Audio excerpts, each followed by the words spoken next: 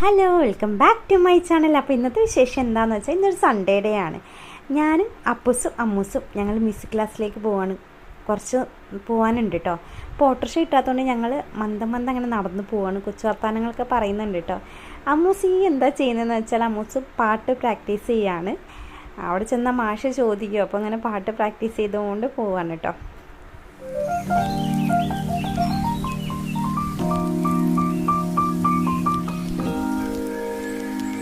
അവസാനം ഞങ്ങൾ മ്യൂസിക് ക്ലാസ്സിൻ്റെ അടുത്തേട്ട് ഞങ്ങൾ ഇത്തിരി ഞാൻ പറഞ്ഞില്ലേ ലേറ്റ് ആയിട്ടുണ്ടായിരുന്നു, കുട്ടികളൊക്കെ വന്നിട്ടുണ്ടായിരുന്നു കേട്ടോ. അങ്ങനെ അമ്മൂസും അപ്പൂസൊക്കെ അവിടെ ഇരുന്ന് പാടി ഞാനും അവരെ കൂടെ ഇരിക്കുക എന്നുള്ളതാണ് എൻ്റെ അവിടുത്തെ പരിപാടി. വേറെ പ്രത്യേകിച്ച് എനിക്കൊന്നും ചെയ്യാനില്ല.